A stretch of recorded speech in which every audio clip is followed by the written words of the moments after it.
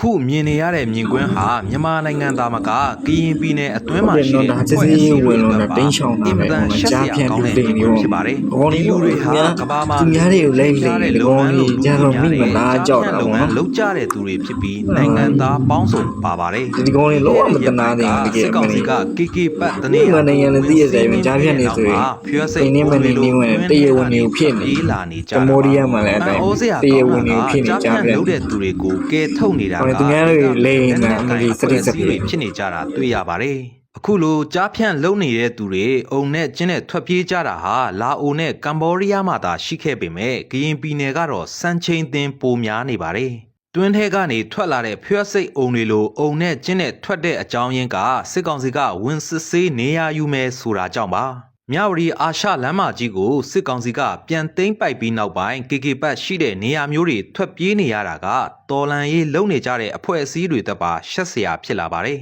။မြဝတီနေတကြောမှာငွေကြေးလိမ်လည်တဲ့ကြားဖြန့်လုပ်ငန်းတွေဗဟိုချက်နေရဆိုတာနိုင်ငံတကာကသိနေကြပေမဲ့ဘယ်သူကမှမရှင်းလင်းနိုင်ခဲ့ကြပါဘူး။စစ်ကောင်စီအုပ်စုကကော့ဂရိတ်ကနေမြဝတီကိုပြန်ရောက်လာပြီးတဲ့နောက်နယ်မြေရှင်းလင်းရေးလုပ်တော့မှကြားဖြန့်လုပ်ငန်းတွေထွက်ပြေးနေကြရတာပါ။ငါတို့နဲ့မဆိုင်ဘူးမတိဘူးမမြင်ဘူးလို့ဘလို့ပဲညှင်းဆန်နေကြပါစေမြဝတီကြားဖြန့်အရေးမှာစစ်ကောင်စီကအမှတ်ရသွားတာသိချပါတယ်ဒါကစစ်ကောင်စီအဖွဲ့နေရာနဲ့မျက်နှာသာပြန်ရဖို့နဲ့သူတို့လှုပ်ဆောင်မဲ့ရှေ့လုပ်ငန်းစဉ်တွေအတွက်တရုတ်ထိုင်းတို့စီကယုံကြည်မှုပိုရသွားစေပါတယ်ထောင်ချီတဲ့ကြားဖြန့်လုပ်သားတွေသူတို့နဲ့ဆက်ဆက်တဲ့သူတွေများစွာထွက်ပြေးသိမ်းရှောင်နေတဲ့မြင်ကွင်းကိုတကဘာလုံးကသိရှိသွားကြပါပြီကရင်ပြည်နယ်မြဝတီတကြောမှာလက်နက်ကိုင်အဖွဲ့အစည်းများစွာရှိပေမဲ့ကဘာကိုဒုက္ခပေးနေတဲ့ကြားဖြန့်ကိုစစ်ကောင်စီကသာဖြေရှင်းနိုင်ခဲ့တဲ့သဘောပါဒီဖြစ်ရပ်ဟာစစ်ကောင်စီကိုယုံကြည်မှုပိုရလာစေပြီးလက်ရှိတွန်းလှန်သူတွေကိုအမှတ်လျော့သွားစေသလိုပြည်သူတွေရဲ့အမြင်လဲပြောင်းလဲသွားစေပါတယ်